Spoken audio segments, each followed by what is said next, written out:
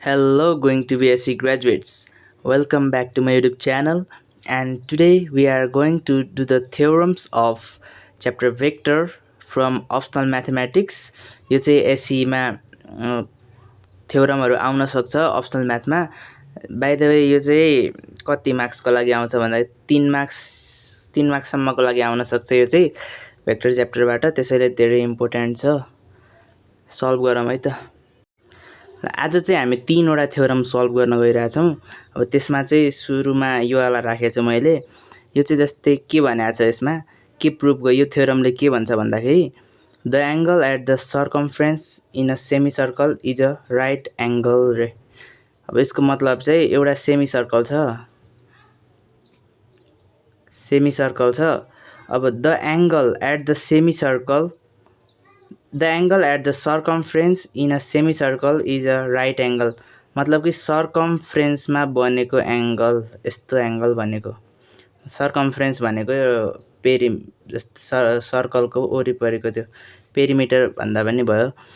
अब सर्कमफ्रेन्समा बनेको एंगल चाहिँ 90 डिग्री हुन्छ अरे. अब यो 90 डिग्री हुन्छ भनेर प्रुभ गर्ने हो. दिएको त छैन, 90 डिग्री हुन्छ भनेर प्रुभ गर्नु पर्यो. यो वाला एंगल जो छ, यो वाला, यो चाहिँ 90 डिग्री हुन्छ अरे. अब यो चाहिँ यस्तो चाहिँ प्रुभ गर्नु छ. अब हामीलाई थाहा छ सर्कलको बीचमा चाहिँ यहाँ ओरिजिन हुन्छ हैन. अब हामीले यसलाई नेमिङ गरिदिउँ एबीसी. अब सर्कलको के एउटा प्रोपर्टी के छ, सर्कलको रेडियसहरु चाहिँ इक्वल हुन्छ नि हैन. अब ओरिजिन देखि सर्कमफ्रेन्ससम्मको हरेक डिस्टेन्स इक्वल हुन्छ. मतलब कि यहाँदेखि यहाँसम्मको पनि इक्वल हुन्छ, यहाँदेखि यहाँसम्मको इक्वल हुन्छ. यो दुईटा, यो र यो अनि यो र यो चाहिँ इक्वल हुन्छन्. भनेपछि मैले यहाँदेखि यता ताने भने यो पनि इक्वल हुनु पर्यो हैन. त्यसैले एउटा यता म तान्दिरहेको छु. अब चाहिँ के प्रुभ गर्नु छ भन्दाखेरि यो वाला एंगल 90 डिग्री हुन्छ अरे. अब त्यसको लागि हामीसँग के छ भन्दाखेरि जस्तै हामीसँग यो इक्वल छ, यो इक्वल छ, यो इक्वल छ हैन. मतलब कि अब यिनीहरु इक्वल छन् अहिले मानेको, हामीलाई थाहा भएको कुरा मैले यता लेखिदिएको छु, गिवन कुरा. अब यसमा चाहिँ हामीलाई यो र यो प्रुभ गर्नु, यो 90 डिग्री हुन्छ भनेर प्रुभ गर्नु छ. अब त्यसको लागि चाहिँ यो भेक्टर र यो vector AB vector and BC भेक्टरलाई हामीले यो दुईटाको डट प्रोडक्ट 0 देखायो भने के हुन्छ, त्यो 90 डिग्री हुन्छ हैन. किन AB vector dot BC vector 0 भयो भने त्यो 90 डिग्री हुन्छ. कसरी यो भनेको चाहिँ जस्तै यसलाई, अब यो भनेको चाहिँ जस्तै कस्तो भन्दाखेरि यो कसरी डट प्रोडक्ट गर्दा 0 हुन्छ भनेको चाहिँ जस्तै ए डट बी गर्दाखेरि 0 भयो भने यो भनेको एबी cos थीटा हो हैन, इक्वल टु 0. अब यो एबी यस्ता डिभाइडमा गएपछि के हुन्छ, अपनमा गएपछि 0 नै हुने हो.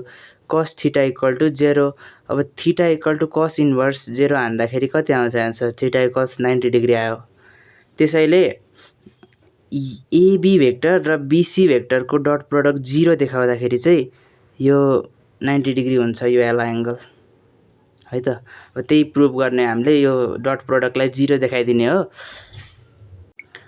अब डट प्रोडक्टलाई 0 देखाउनको लागि पहिला एबी भेक्टर भनेको के हो, AB vector equals AO vector plus OB vector अनि बीसी भेक्टर भनेको BO vector plus OC vector हो हैन. अब हामीले के गर्नु छ, अब हामीले नाउ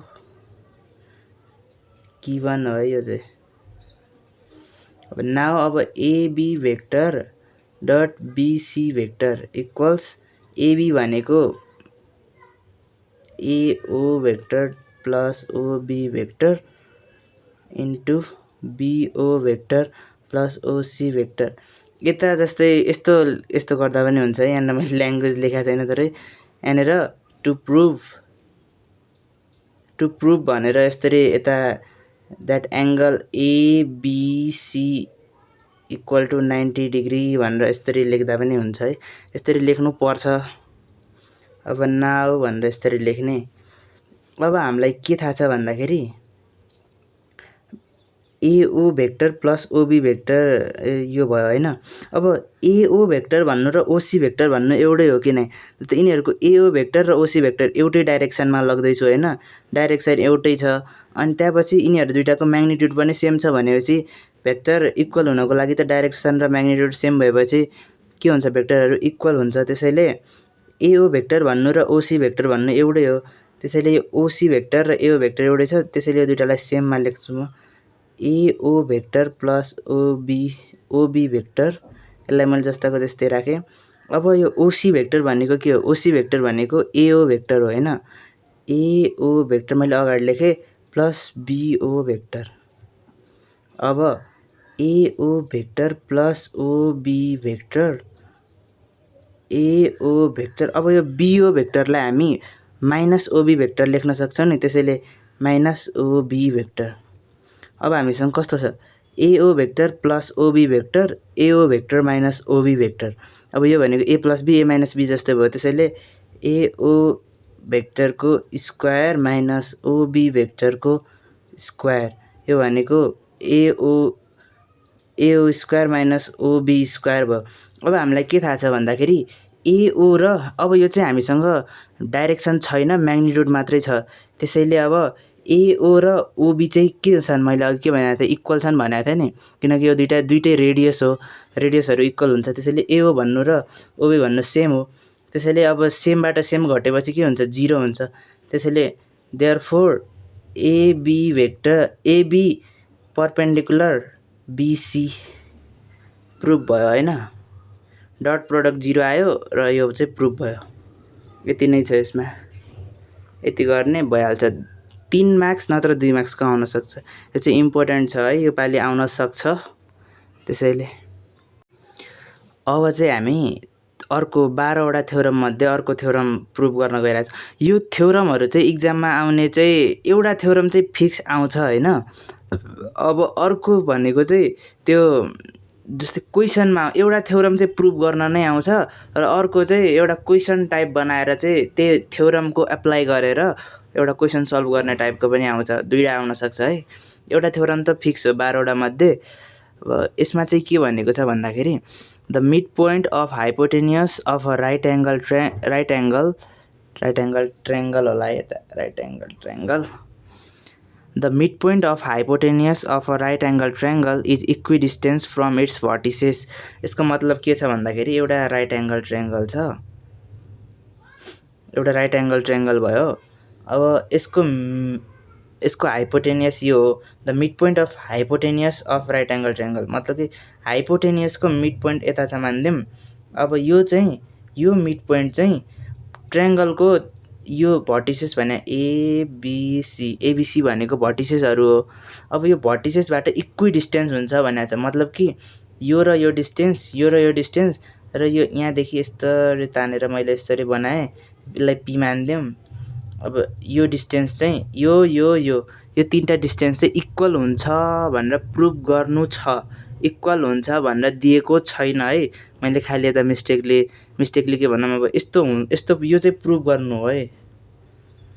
टु प्रुफ चाहिँ यो हो, तर हामीलाई दिएको भनेको चाहिँ के हो भन्दाखेरि दिएको चाहिँ एउटा ट्रायङ्गल छ एबिसी।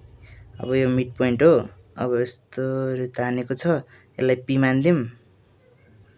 अब हामीलाई दिएको भनेको चाहिँ the midpoint of the mid point भनेपछि यो मिड पोइन्ट हो होइन। अब यो मिड पोइन्ट भएपछि यो र यो चाहिँ इक्वल हुन्छ, यो अनि यो दुईटा चाहिँ इक्वल हुन्छ, यो चाहिँ गिभन नै हो है। यो त गिभन चाहिँ यति छ, यो इक्वल योवाला यो डिस्टेन्स इक्वल छ भनेर चाहिँ दिएको छैन, तर यो र यो दुईटा चाहिँ इक्वल छ, किनकि मिड पोइन्टले दुईटा पार्टमा बाइसेक्ट गर्छ होइन, इक्वल पार्टमा बाइसेक्ट गर्छ, त्यसैले यो दुईटा पार्ट चाहिँ इक्वल छ, गिभन हो।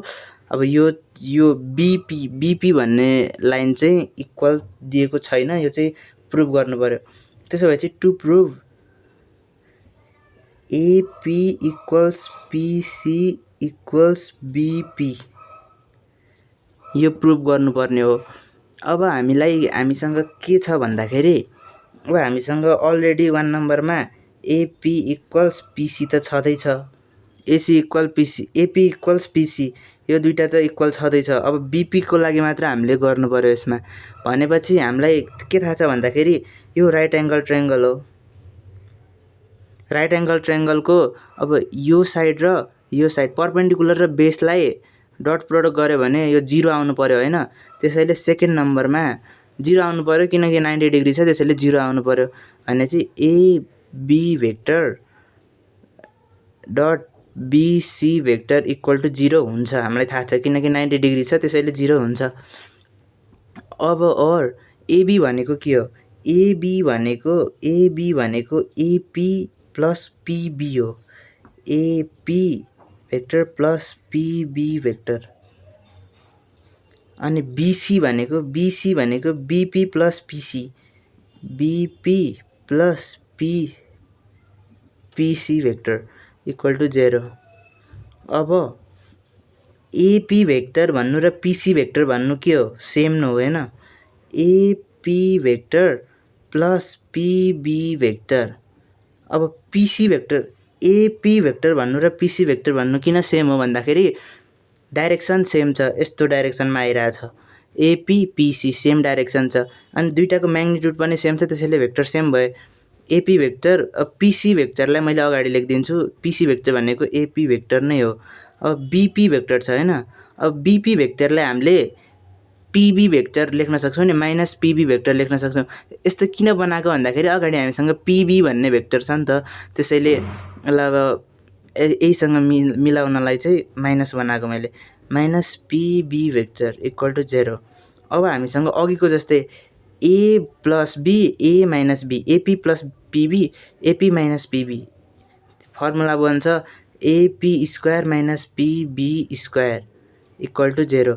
अब पेन नै सक्यो यार, एकछिन है। अब के छ भन्दाखेरि अब यसलाई चाहिँ हामी AP square equal to PB square लेख्न सक्छौँ। यो माइनस हुँदा गएर प्लस भयो, स्क्वायर स्क्वायर काटियो, त्यसैले एपी इक्वल्स पिबी भयो पिबी भयो। यो चाहिँ म्याग्निट्युड मात्रै छ, यसमा चाहिँ डाइरेक्सन छैन। त्यसैले एपी भनेको पिसी हो, हामीलाई अगाडि नै दिएको थियो। देयरफोर अनि अहिले हामीले के प्रुभ गऱ्यौँ? पिबी भनेको बिपी नै हो होइन। पिबी भन्नु र बिपी भन्नु एउटै हो, किनकि यसमा म्याग्निट्युड मात्रै छ, डाइरेक्सन छैन। डाइरेक्सन भएको भए फरक पर्थ्यो। सो प्रुभड। यति नै छ, सिम्पल छ के। जस्तै यसमा लाउने भनेको के होइन, त्यो डट प्रोडक्टवाला लाउने हो फर्मुला। अनि डाइरेक्सन भेक्टर अब छुट्यायो भने हल्का यताउता गऱ्यो भने भइहाल्छ। हामीसँग अर्को एउटा थर्ड थ्योरम चाहिँ के छ भन्दाखेरि अर्को पढौँ है। The line joining the mid points of triangle is parallel to the base and half its base. यसको मतलब चाहिँ एउटा ट्रायङ्गल छ होइन, एउटा ट्रायङ्गल छ अनि एउटा ट्रायङ्गल भयो एबिसी, नाम पनि राखिदिएँ मैले। The line joining the mid points of triangle भनेपछि ट्रायङ्गलको मिड पोइन्ट्स अफ ट्रायङ्गल भनेपछि यो अब यो पनि भयो होइन। अब यसमा चाहिँ हामीले दुईवटा मिड पोइन्टलाई मात्र जोइन गर्नुपर्ने छ। The line joining the mid points of triangle is parallel to the base and half its base भनेको अब यो दुईटा मिड पोइन्टलाई, यसलाई मैले डी मानिदिएँ, यसलाई मैले ई मानिदिएँ है। अब यो डी र ई भन्ने लाइन यो दुईटा मिड पोइन्ट हो। अब यो लाइन भनेको चाहिँ अब लाइन मैले जोइन गरिदिएँ, यो दुईटा मिड पोइन्टलाई जोइन गरिदिएँ। अब यसले के भन्छ भन्दाखेरि अब यो लाइन चाहिँ यो बेससँग चाहिँ प्यारलल हुन्छ अरे भनेर, डिई चाहिँ प्यारलल टु बिसी भनेर देखाउनु छ हामीलाई। यो चाहिँ देखाउनु पर्ने हो। अब अर्को के भनेको छ, हाफ इट्स बेस, मतलब कि डिई चाहिँ बिसीको आधा हुन्छ, मतलब कि 1/2 टाइम्स हुन्छ भनेको। अब डिई इक्वल्स 1/2 बिसी, यो पनि प्रुभ गर्नुपर्ने हो। अब प्रुभ गर्नको लागि हामीसँग के छ त्यो युज गर्नु पर्यो। फर्स्टमा त सल्युसन हामीसँग। अब तिमीहरू पहिला के गर भन्दाखेरि पहिला गिभन लेख्दा पनि पहिला सोल्युसन गिभन भनेर लेखिदिउँ है। गिभन। अब यो दुईटा मिड पोइन्ट हो भन्दाखेरि यो इक्वल्स यो अनि यो इक्वल्स यो हुन्छ कि नै। अब मिड पोइन्टले आधामा डिभाइड गर्छ भन्दाखेरि यो र यो इक्वल हुन्छ अनि यो मिड पोइन्टले डिभाइड गरेर यो र यो इक्वल हुन्छ भनेपछि एडी इक्वल्स डिबी। यो भनेको के हो भन्दाखेरि इक्वल्स एडी भनेको डिबी हो र एडी भनेको यो पुरै एबीको चाहिँ आधा हुन्छ नि हैन, 1/2 एबी। मतलब कि यति र यति यो दुईटा बराबर छ भनेपछि यो र यो बराबर भएपछि यति भाग चाहिँ यो पुरै लाइनको आधा भयो नि हैन। त्यही हो के एडी चाहिँ एबीको आधा छ, एडी चाहिँ एबीको आधा छ, यति हो। अब त्यस्तै यता पनि एई इक्वल्स इसी इक्वल्स 1/2 एसी। सिम्पल छ हैन। अब यो र यो इक्वल छन् भनेपछि अब यति चाहिँ यो पुरै लाइनको आधा हुने त भयो नि हैन। त्यही हो के सिम्पल छ। अब यति गिभन छ अनि टु प्रुफ भनेर यो माथिको दुईटा यता लेख। अनि त्यसपछि नाउ 1 नम्बरमा हामीलाई के थाहा छ भन्दाखेरि एडी भनेको 1/2 एबी हो हैन। अनि 2 नम्बरमा एई भनेको 1/2 एसी हो। अब थर्ड नम्बरमा डिई भनेको के हो। डिई मात्र लेखेको छु मैले, सरी। ए भेक्टर पनि हो यता गाइज, सरी भेक्टर नछुटाऊ है। यति छ हैन, भेक्टर नछुटाउनु। भेक्टर छुटायो भने फेरि मार्क्स काट्दिन सक्छन् इक्जाममा। D vector equals D vector भनेको डिई भनेको डिए प्लस एई हो।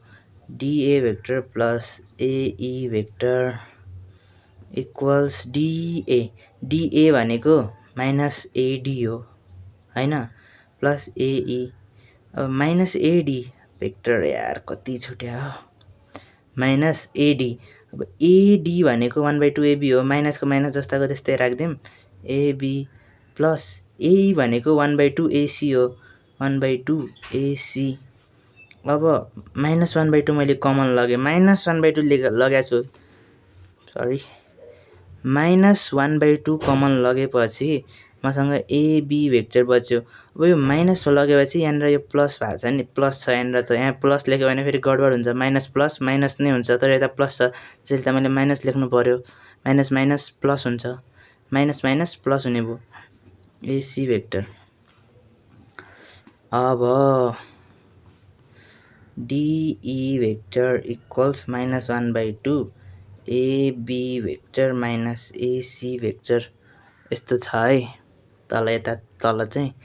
अब मैले माइनस 1/2 फेरि एबी भेक्टर, अब एसी भेक्टर जुन छ नि, एसी भेक्टर, अब यो एसी भन्ने भेक्टरलाई मैले के गर्न सक्छु भन्दाखेरि एई भेक्टर छ भनेपछि एसी भेक्टरलाई के गर्न सकिन्छ, बिए। एसी भेक्टरलाई मैले सिए, एसी भेक्टर नलेखौँ है, रोक है, यो माइनस यो होइन। जस्तै माइनस 1/2 एबी भेक्टर छ नि, यो एबी भेक्टर भनेको माइनस बिए भेक्टर हो। मैले यो चाहिँ किन गरेँ भन्दाखेरि जस्तै हामीले प्रुफ के गर्नु, यता हामीले रिजल्टमा ल्याउनु बिसी छ हैन, बिसीलाई ल्याउनु छ। बिसी भनेको के हो, बिए एसी हो, त्यसैले यता एसीलाई जस्ताको त्यस्तै राखेँ। अब एबी छ नि, यसलाई बिए बनाएको के, किनकि बिसी भनेको बिए प्लस एसी हो नि त। त्यसैले मैले यता हल्का, तिमीहरू कन्फ्युज नहुनु, यहाँनिर चाहिँ मैले एबीलाई चाहिँ उल्टाइदिएको छु है, एबीलाई चाहिँ उल्ट्याएको छु किनकि एबी चाहिएको छैन हामीलाई, बिए चाहिएको छ, त्यसैले बिए बनाउनलाई उल्टाइदिएँ। अब एसी चाहिँ एसी नै चाहिएको छ, माइनस एसी माइनस 1/2। अब माइनस 1/2 छ, फेरि यो दुईटाबाट फेरि मैले माइनस तान्यो भने, फेरि मैले यो दुईटाबाट माइनस तान्यो भने चाहिँ प्लस भइहाल्छ। त्यसैले BA vector plus AC vector 1/2 BA vector plus AC vector, BA plus AC भनेको के हो? BA प्लस AC भनेको BC भेक्टर। अब फाइनलमा हाम्रो के आयो? DE vector equals 1/2 BC vector. यो चाहिँ हाम्रो कन्क्लुजन भयो।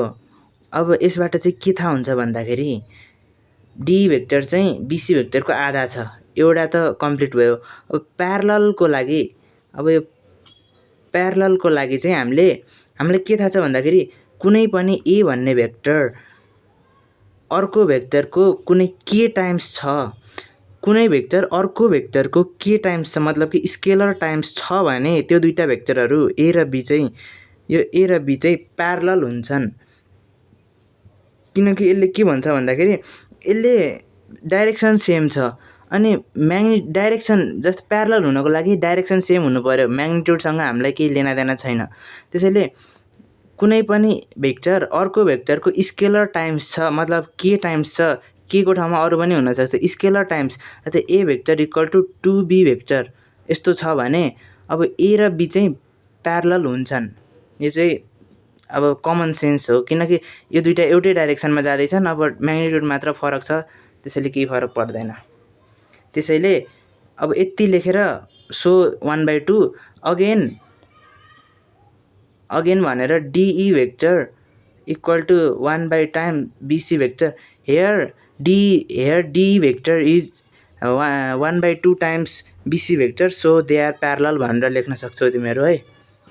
यति नै हो। आज चाहिँ यो 3टा थ्योरम मात्रै गरौँ। अब भोलिपल्ट चाहिँ अरू पनि चाहियो भने म सिम्पल भाषामा बुझाएर हालिदिन सक्छु भिडियो। मन परेमा लाइक गरौँ, सब्सक्राइब गरिदिउँ। सो अल द बेस्ट, पढौँ अनि राम्रो GPA स्कोर गरौँ। Thank you, by.